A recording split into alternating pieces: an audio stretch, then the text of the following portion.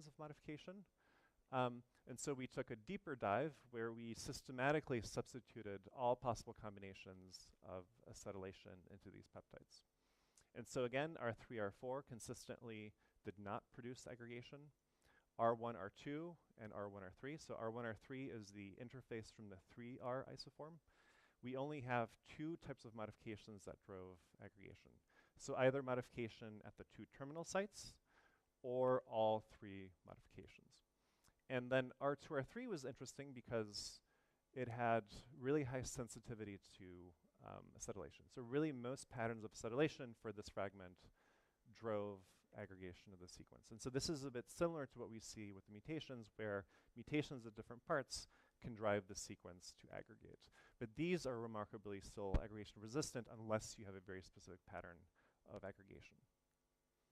Okay, so this is sort of exciting. So this was actually accepted about 2 weeks ago. This came out, I think, Saturday or Friday. So this is a brand new paper. And this is actually our first cryo-EM structure of a fibril from the lab. And this was work done by Ben Nguyen in Lorena Slice's lab at UT Southwestern. And so we obtained a cryostructure of the acetylated form of this fragment. It has two modifications here and here. The structure is pretty good in terms of resolution, about 3.9 angstrom, and it was quite complex. So each monomer layer had 12 molecules in it. Okay, so in disease states, you typically have 1 or 2 layers or 2 monomers. We have 12. And so let me sort of walk you through the structure. And here's the map, and so you can see it fits pretty well. Okay, so maybe to give you sort of better insight into what the structure looks like, here's a way to summarize the different types of symmetries you see in the structure. So in the center, we have a fully extended peptide that has this PGG bulge, and that it's related by twofold. So there's two peptides that interact in a twofold symmetric manner. And then you have these 3 sort of monomers here that are centered on an acetyl site. So you have a trimer here essentially, and then those are related by twofold with this other interface here.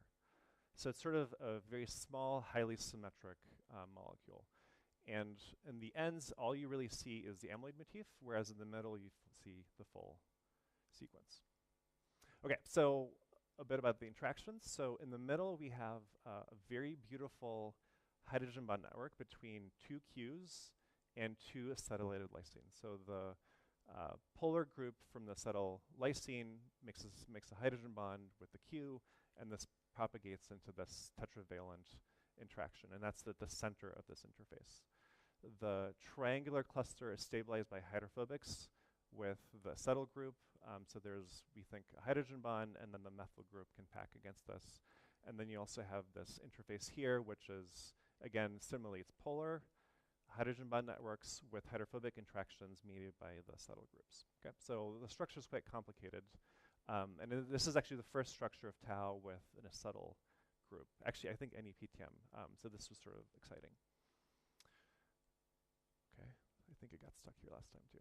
Let's get there. Okay, so one of the questions is, how is this structure related to any of the disease states? And it sort of is, but it's not perfect. So as I mentioned before, we have this sort of PGG bulge, and that's reminiscent to what we see in Pick's disease. And so if we do an overlay of this, you can see that the bulge is present in both. And the amyloid motif actually matches quite well between the two structures. And so we think we are beginning to mimic some of the interactions you see in disease states with just a short fragment. Okay, so are these things bioactive? And this was a bit of a surprise to us. So we took all of these samples that were aggregated to the endpoint, and then we put them back into the cell lines, and then we quantified the fraction of cells that have aggregates. And so it was a bit surprising. So the R2, R3, even though we had fibrils in all the samples except for wild type, only this modification at position 2 gave us weak signal. For 1, 2, only one of the fragments gave signal. So this is the fully modified one. We tried to get a structure of this, but the fragments were very short, and so we were unable to. And so the structure that we did get actually was not active in cells. And so we're still not sure exactly what determines whether something seeds. I think it's related to the stability of the assemblies and possibly also the presence of the PTMs. And then lastly, for the R1, R3, so this is the 3R isoform, the cells express 4R, and so it makes sense that we don't get any activity here.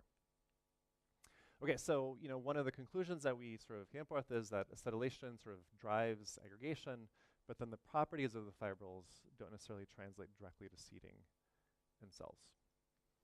Okay, so one now idea is that we have a monomer that's aggregation resistant, and then there's some perturbation, whether it's a molecule binding to this monomer or PTMs like acetylation, that converts tau into a seeding monomer state, and then this can self-propagate into the distinct disease states. And so we had now all of these fibril structures that were determined from the Scherer's group.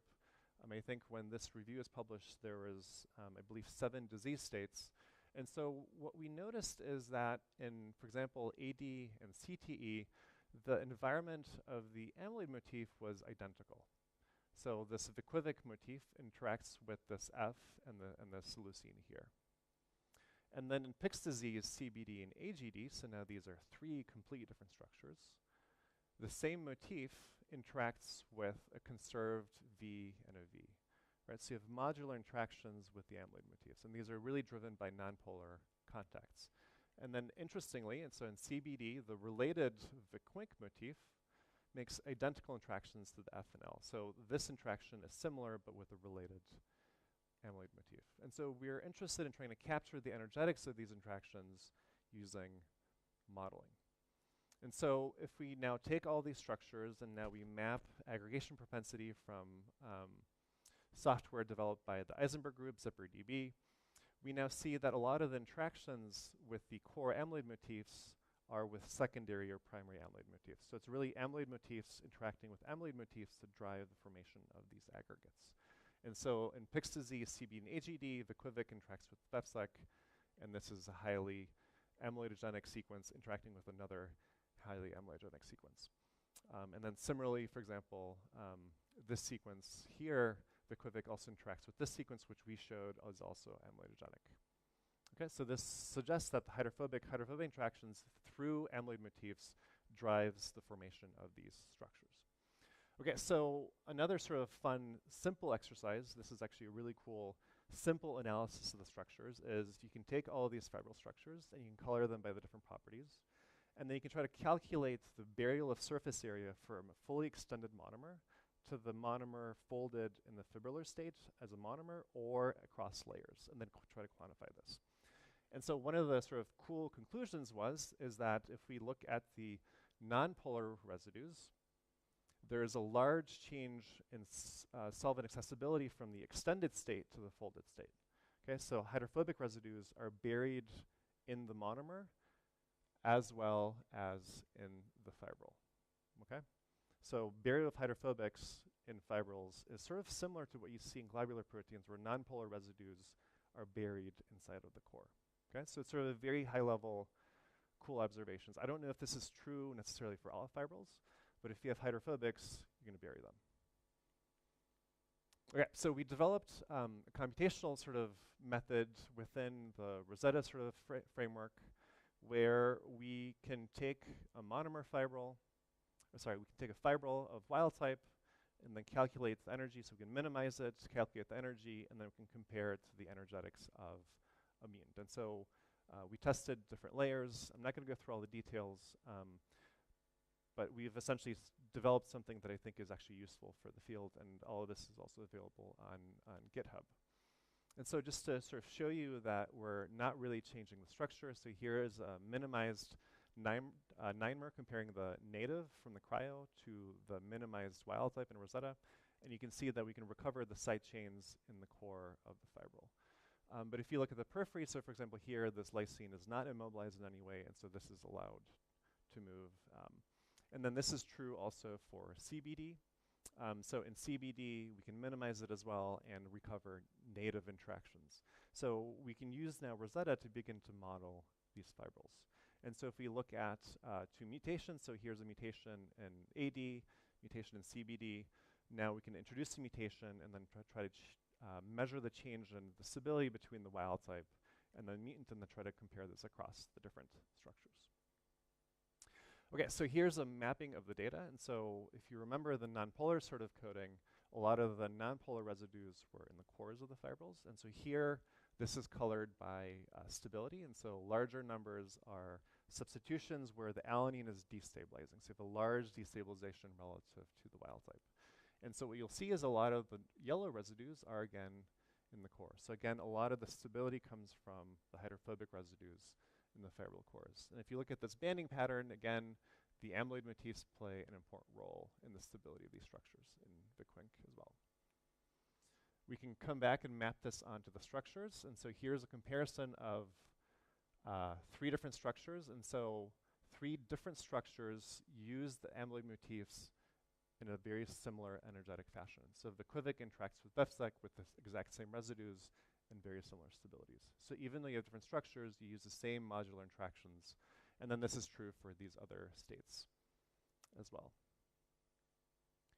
Okay, so, these are all predictions. Why would I care? Convince me that, this is actually real in real life. And so we collaborated with a student in the Diamond Lab who's developed a really cool assay. So again, tau is a prion. It can propagate as a prion. And so we can take these cells that express tau. This is normally soluble, doesn't aggregate. And we can transduce them with aggregates from a patient with a certain conformation. So here we're using samples from a CBD patient. And now the cells harbor aggregates that look like CBD. Okay? And then what we can do is we can add a mutant form of tau. So this is, let's say, an alanine mutation with a different color, and we can ask if that mutant can incorporate into the existing fibrils in the cell. So we're essentially measuring incorporation of a monomer into a fibril, okay? And then we read this out by comparing the FRET for the wild type and the mutant. And so if the FRET is the same, that means the mutant can incorporate into the fibril as well as wild type. If it's less than 1, it means that it can't incorporate as well. And so here's an experiment where we probed all positions in the repeat domain of tau with single substitutions, and so this is their profile. So residues where the signal is 1 have no effect. So these are residues that incorporate just as well as wild type. But residues where the signal is less than 1 are important for incorporation into the fibril. And so, for example, here I'm highlighting the quivic. So the quivic is the core amyloid motif here. You can see that there's this dip in the signal for the quivic. Similarly, there's a dip here, and there's also a dip here for adenicative. Okay, so we can profile the structure in the cells using mutations. And so we wanted to now adopt this assay to test our predictions from in silico. And so this is a comparison of our in-cell data from this, and then this is in silico data. And you can see that there's patterns, but this is sort of an unbiased view. And so we decided to test this in a more unbiased way. And so we took our top hits from the calculations, and so you can see that they cluster here in orange. And then as a control, we took a set of positions that we think were not important from the calculations. And so here's the experiment. So in silico, these are the residues when mutated to alanine have a big effect on the stability of the fibril, and then these are the ones that are neutral. And so here, this is now the experiment. So the neutral ones, again, don't have an effect on incorporation in the cells, so this is very cool. But then all of the mutations that we predicted were important, except for these two, are all essential for incorporation. So we think that the monomer, for a monomer to incorporate into a given fibrillar state, it has to sample those interactions through the core nonpolar interactions. So the monomer essentially has to fold into something similar to what you see in the fibril to get to that final state. So this is actually a very cool observation. Okay, so what can we do with this? So this was, again, a new foray into machine learning, and so we used the random forest classifier to identify features of, or sets of residues, i.e. features that can discriminate one structure from everything else. And so, for example, we identified aspartic acid 358 as being uniquely energetically important for one structure over everything else. And in AGD, for example, these 4 residues distinguished AGD from everything else. In GPT, 354 was very different. And so we can classify the importance of different residues based on energetics to define discrimination of these structures. And so to sort of show you, what this means in the context of the structure, so here's an overlay of AGD and CBD. So these are similar but still quite different structures. So there's a core of the structure that's similar. And if you look at 358 and 356 here, you can see that they have local different environments. So really the residues that we pick out as being discriminatory have local deviation in the environment. Right? Similarly, 311, 315, and 317 here have a different environment in AGD versus CBD. And then, of course, this is true for the more complex sort of structures. So here's PSP and GPT. These deviate more, but again, the residues that distinguish that structure from everything else are at sites where they deviate. So the energetics will be different based on the conformation. Okay, so this was the classification that Shores and Goodere had provided. It was really mostly based on how the domains were used. So whether it was repeat 1, repeat 2, repeat 3, but now we can do the same classification based on energetics. And we actually get slightly different profiles because we distinguish things that are similar in structure because the energetics of the interactions are quite different. Okay, so what can we do with this? One of the things that I'm super excited about is we can now essentially design fibrils, right? So you could take a fibril state and try to optimize the interactions in that fibril to be more optimal for that state but not the other ones. And so that could, for example, create a biosensor that is only selective for one fibrillar state and not others. There's, of course, cool engineering questions. Can you control folding of these things, et cetera? And so one of the things that we did, and this is sort of a proof of concept idea, is we screened pathogenic mutations on CBD and AD structures. And some structures can accommodate the mutation and others can't. And so P to L was actually, P301L was actually interesting because it's very destabilizing for CBD, and it should have no effect on AD.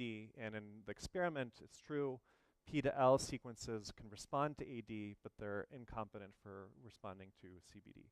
And so we think this can be a very powerful way to detect or discriminate structures in patient samples, for example. So we may be able to diagnose people based on conformation. Okay, so I'm going to switch gears. I'm going to tell you about another story where we identified a mutation in tau that has very different properties from all previously characterized mutations. And so this was originally described by Strang et al. In 2018. So they took tau, different sequences, and they aggregated with heparin, and they put it into cells. And so P to L, P to S, and S to F gave signal. The other ones were very weak. But what they also saw is that the S to F alone, in the absence of heparin, gave some signal. So this suggested that S to F may aggregate spontaneously. And so S to F is sort of in a non-canonical area. So it's outside of these sort of amyloid motif regions. So it's not at the interface between the repeats, but it's sort of within a repeat. So S to F is right here in R3. And so we wanted to try to reproduce this data and see if we can sort of think about how this may aggregate.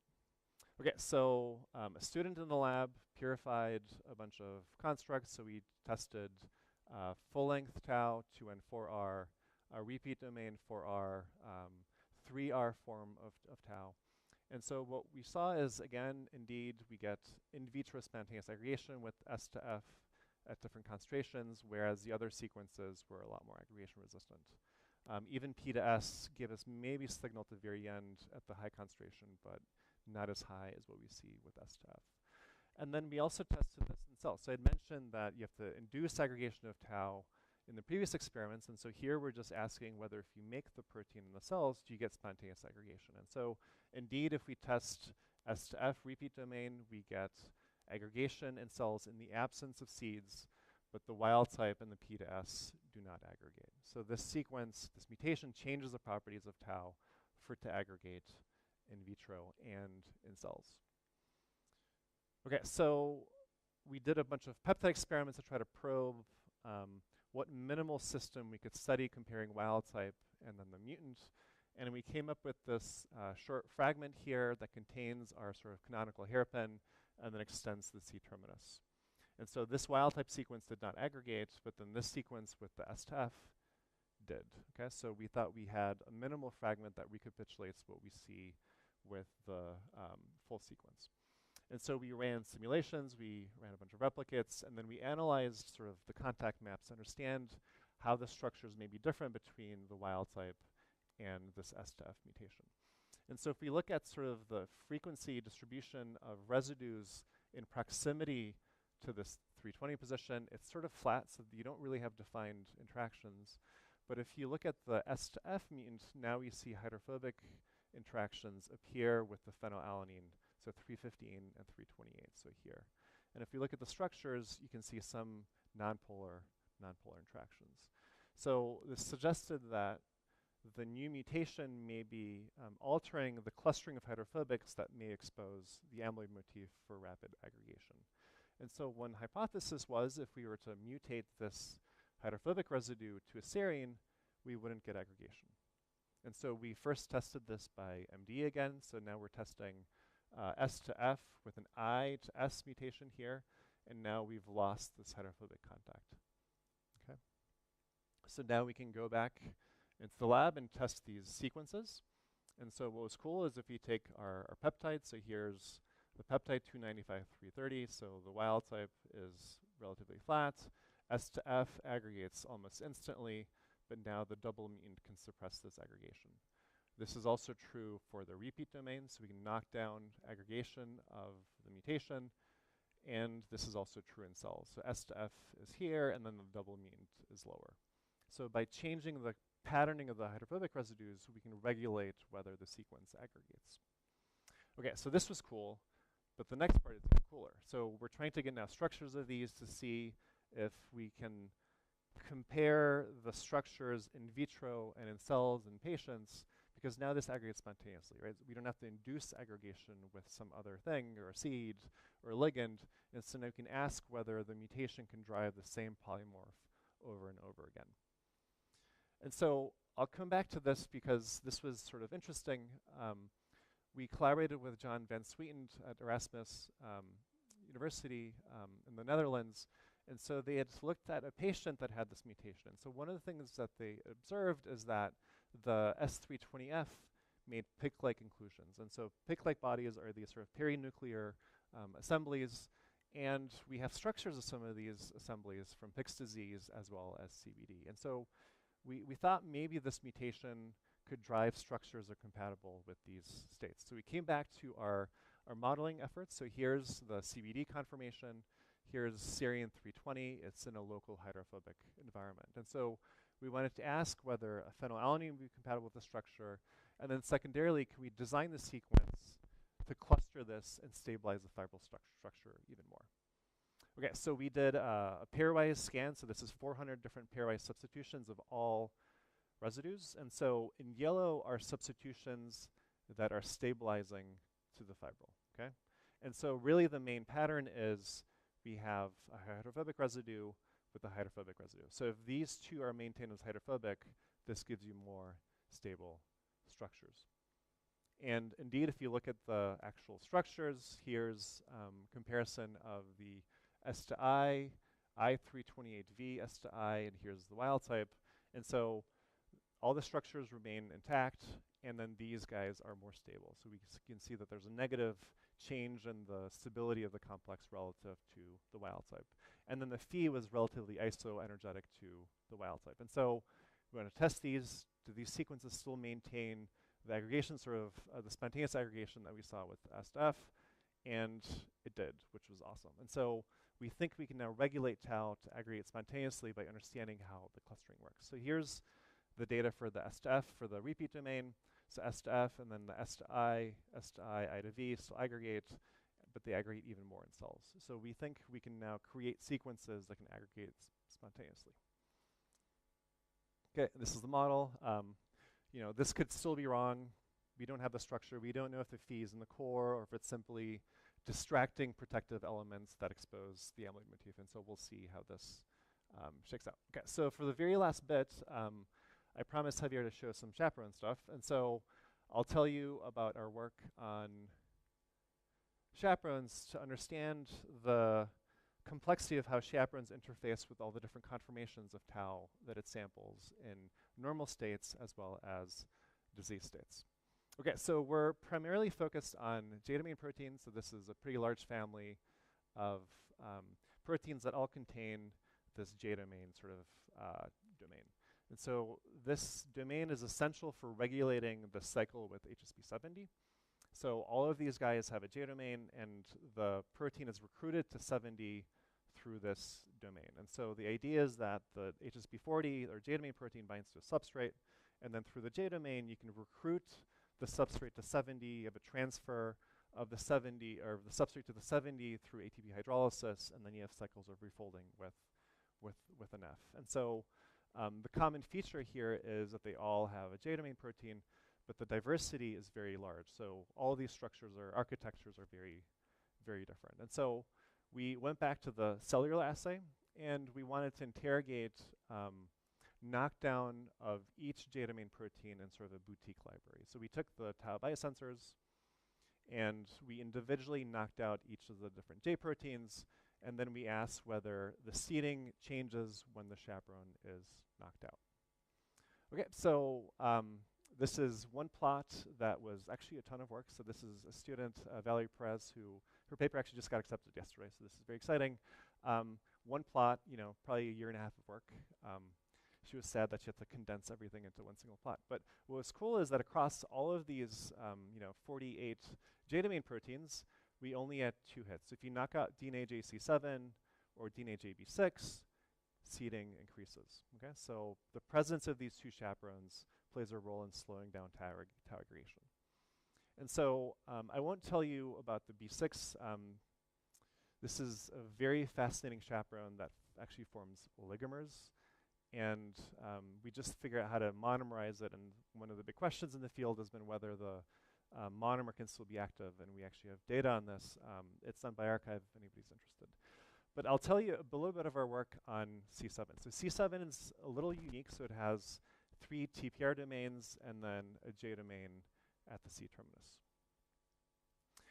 So the original story actually came out in 2021, where we did an tau IP of tissues from a mouse brain that expresses this mutant form of tau P301S. And so these mice developed pathology at about 6 months.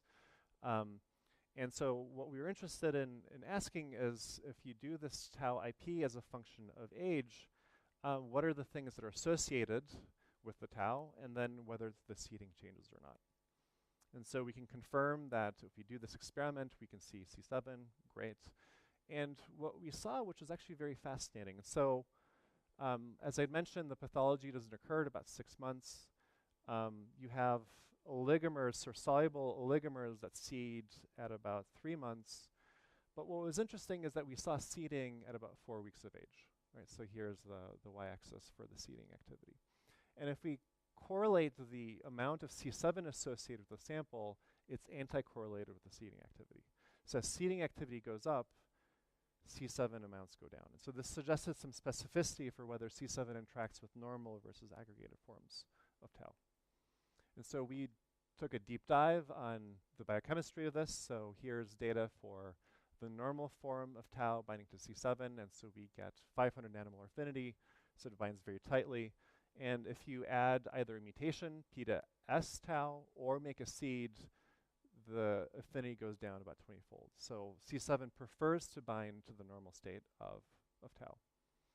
We then also showed that it's supremely good at suppressing aggregation, and so at 1-to-1 stoichiometries, we can really knock down aggregation. We can quantify this in cells, of course.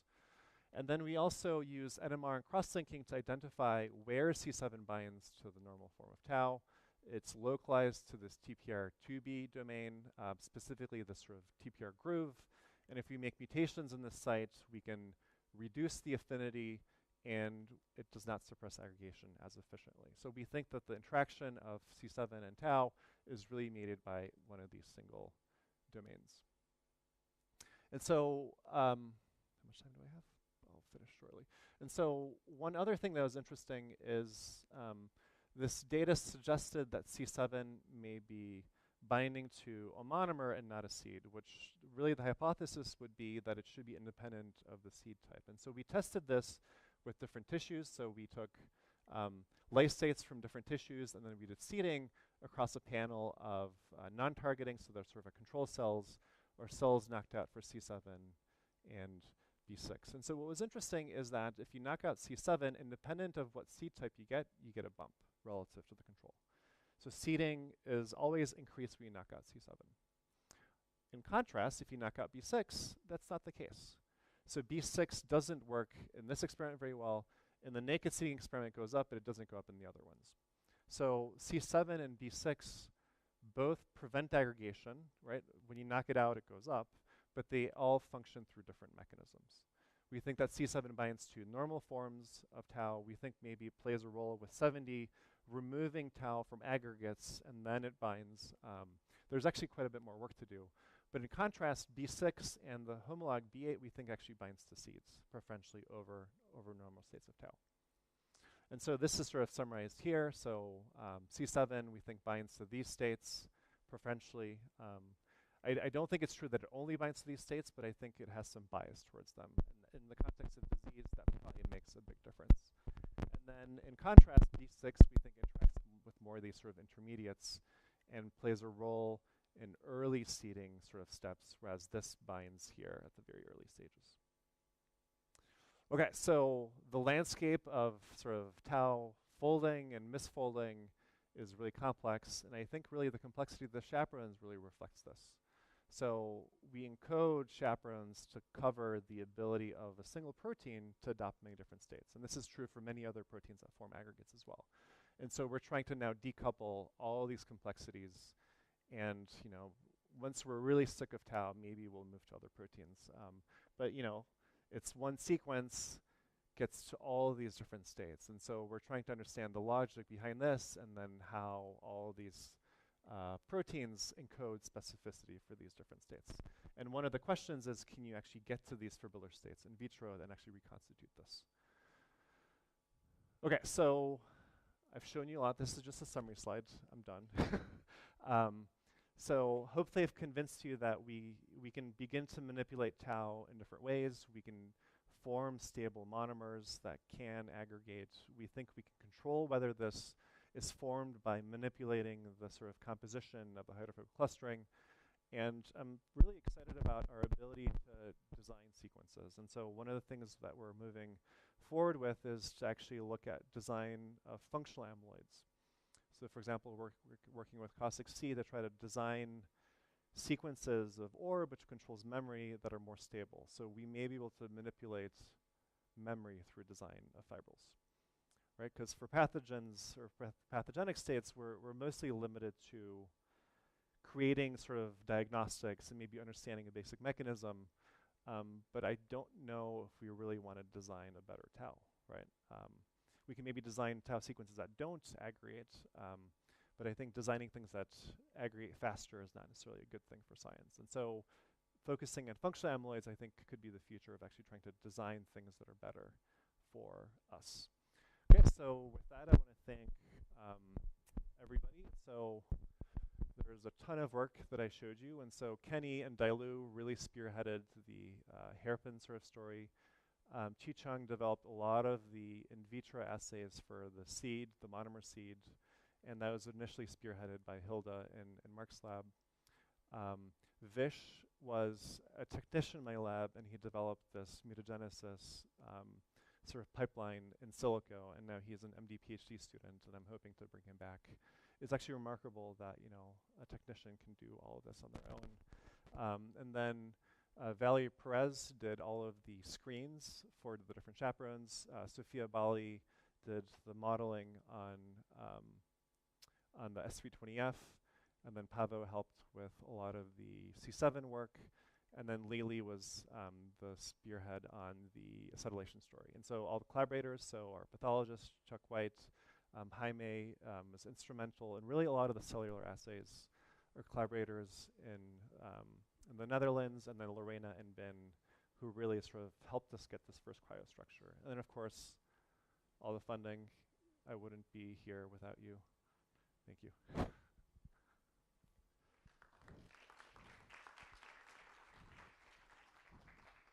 Great. Thanks for this fascinating talk. Time for questions. from the audience? Any questions? Maybe I can start. So, so how far are we from, you know, alpha amyloid fold or alpha fold for amyloids? It's a great question. So we're currently at the stage in terms of the number of structures as we were for crystallography in the 80s. So we have about 120, 150 structures. And so we don't have the depth of structures to be able to predict features that will stabilize structures to build them ab initio. So I think that's one challenge. The other challenge, and I didn't talk about this, right? So when you predict delta Gs, you have to consider the unfolded ensemble, right? And I didn't talk about that at all. So we're assuming in our data that the ensemble of the wild type and the mutant is the same, which is not true. And so that's probably the biggest challenge with predicting structures. Essentially, you have to be able to predict the ensemble and then what states it gets to, and then that gets you to the ensemble of the polymorphs. Right? Because I think the problem is not just one structure. You can adopt many different structures. And so we need a way to sample. So this is actually interesting. So we don't know the ground truth for the ensemble, right? I mean, as an NMR spectroscopist, we don't really know what the possible states are. And so that's what we need to be able to do this properly. We can model things, but I don't know if that's enough to convince the world that we have a ground truth. So I don't know how close we are. We can make predictions, but whether they're true or not. We want to test it, right? How useful would be if we were able to do the same that we are able with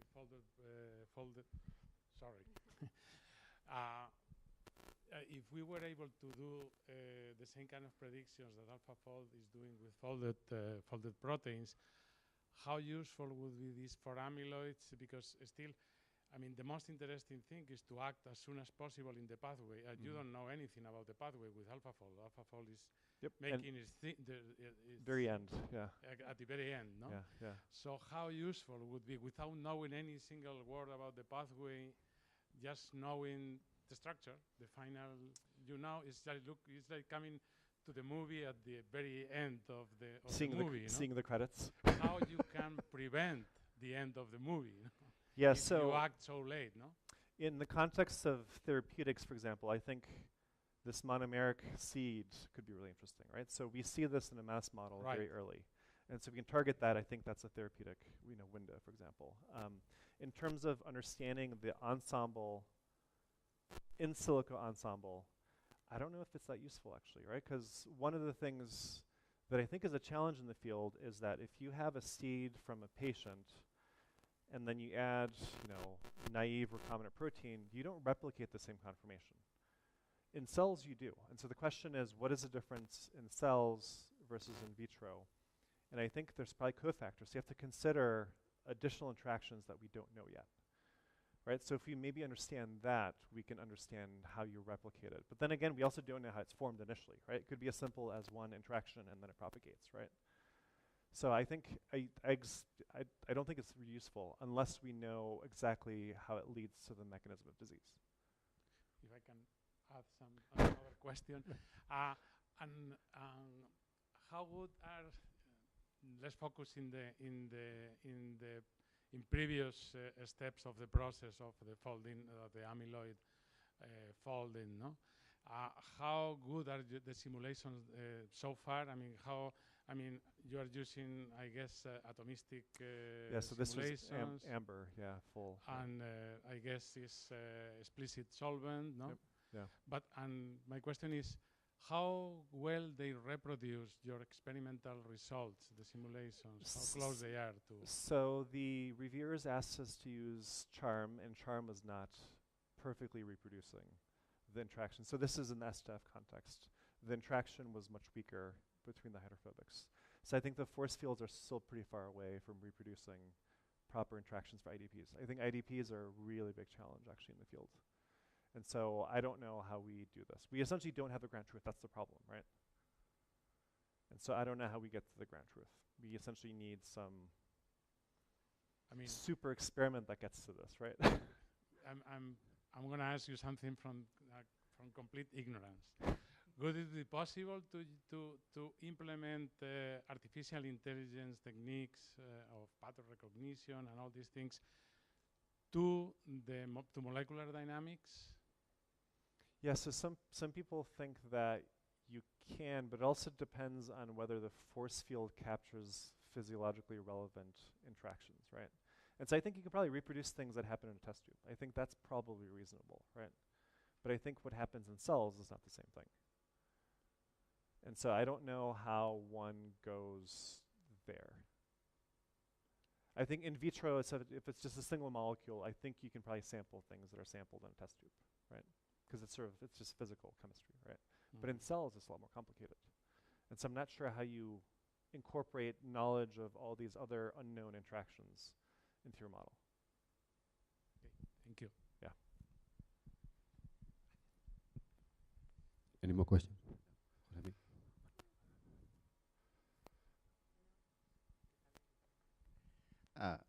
Thank you very much for this amazing talk. Can you somehow comment on how this amazing structural knowledge may somehow illuminate the path for drug design for treating the diseases? So one thing that we've done that I don't really talk about is this idea of a hairpin being protective and then the exposure is a way to detect pathogenic versus normal states. And so one of the things that we did in that original story is you can introduce a fluorinated proline that can shift the cis-trans equilibrium. Okay, and so we raise antibodies against sort of species that are pathogenic, and those antibodies bind to pathogenic forms but not to normal forms. So maybe we can figure out a way to get these antibodies into the brain and then clear them. But again, antibodies don't get into cells, and so this has to happen in cells. So you'd have to actually develop something that can stabilize the hairpin state versus the open state. I will say that there's been a recently completed trial on antisense oligonucleotides for SOD1, and that's successful. And the data is remarkable, actually. So even patients that were treated with placebo after, I think it was like 3 months, that were treated after that period, everything went down. And so I think ASOs are probably our best shot in the near term. The readout for Huntington was not great, but I think that was sort of a separate problem. So I think short term, that's probably the best way to do it. Actually, I met with Michele Vendruscolo. He claims that you can get small molecules to work, but I'm not sure if it's easy to get enough binding enthalpy for things that are transient to prevent them to convert. And so with small molecules, I think that's always going to be the challenge, right? So I don't have a good answer. I think we can detect the species. If you can get the antibodies or nanobodies into cells, maybe they would work. And if you couple it with, TRIM, which is like a ligase that detects viral particles, maybe you can clear them. But I think short-term ASOs are probably our answer, which is just, knocking down the protein, right? Which is not very exciting, but it works. We're so desperate that even simple things like this will be enough at this point. Sorry. Okay, thank you very much. Good question, though. Thank you very much for such a nice talk. I was just wondering if with your knowledge and having so many, well, the ones that we have, tau fibrillary structures, can you replicate, take the surface instead of concentrating within the sticking part in the steric zipper and kind of take that surface as the replica, as a template to check or search for whatever is going to bind there. Mm-hmm. Because it's not only the hydrophobic or the sticking part, but they are really different on surfaces. Yeah. And we forget, we're used to work in solutions, globular, we admit and we assume that they can be different structures within a molecule that is in solution. But the solid state, we are still a bit kind of lost in the sense that we don't know if they hide reactivity. how to study and approach that activity, and how to either shield it or promote it. So if you know something that binds to one of the surfaces, whether you can shift or the polymorphism or I don't know. I mean, binding is always on surfaces.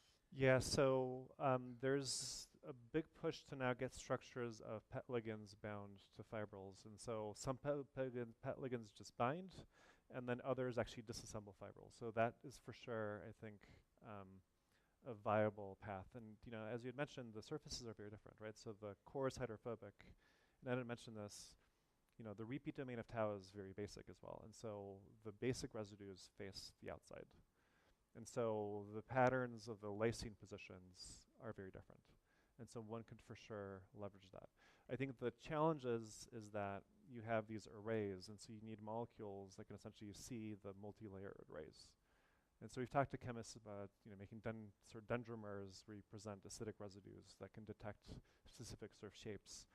But it's hard to keep sort of rigidity that would actually make it specific, right? So I think it's not sort of small molecule design per se, it's sort of large molecule design with sort of rigidity. So we've certainly thought about it, but we are currently not doing anything.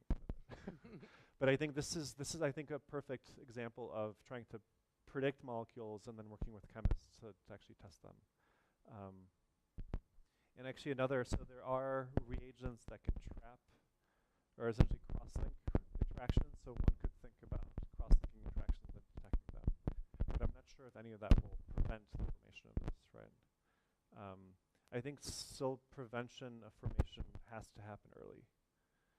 And if you consider a mouse that's 4 weeks old, that's a teenager, right? So we probably have seeds as teenagers. I mean, I'm far gone. And so we probably would have to treat people earlier on.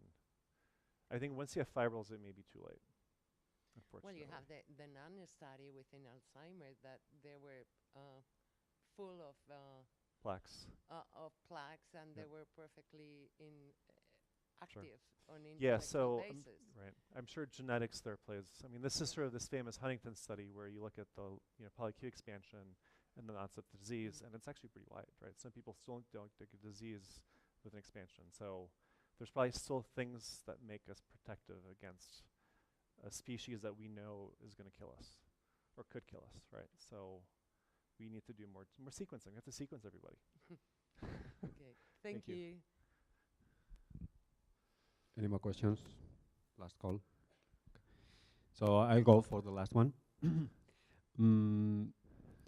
So you mentioned, and it's kind of like established in the field, that there's sort of a disease-specific conformation. And also regarding the last part of your talk, kind of like the specificity of DNA JC7 versus B6. But for me, it would be very interesting to hear your opinion about, because there was this paper last year, solid-state NMR paper, that as far as I remember, they were just taking samples isolating nuclei from Alzheimer's disease only.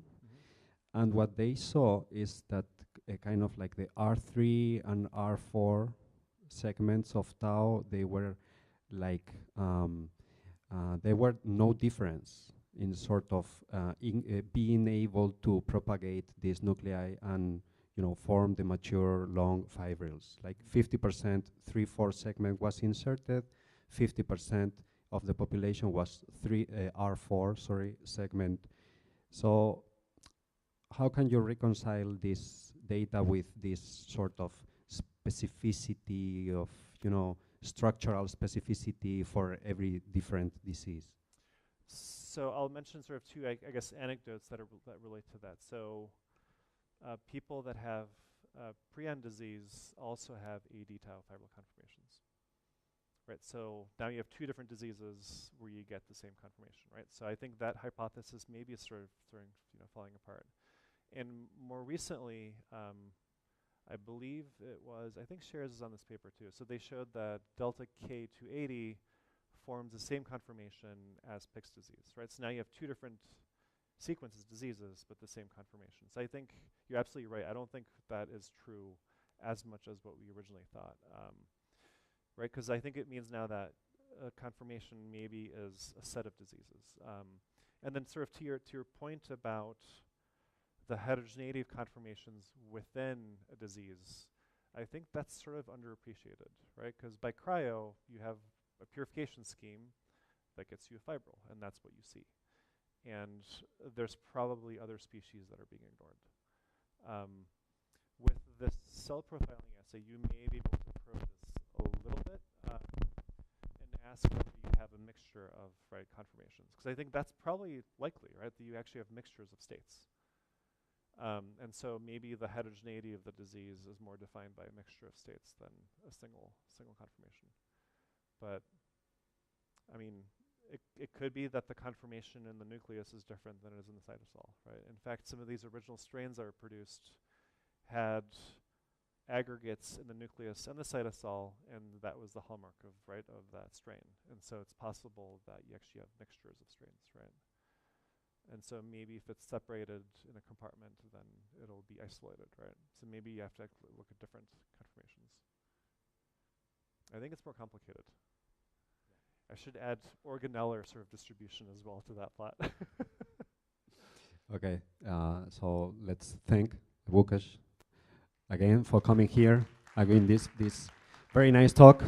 And also we would like to thank you with kind of like a souvenir from the Institute. Cool. Yeah, a coffee mug. Thanks for coming. Awesome, thank you.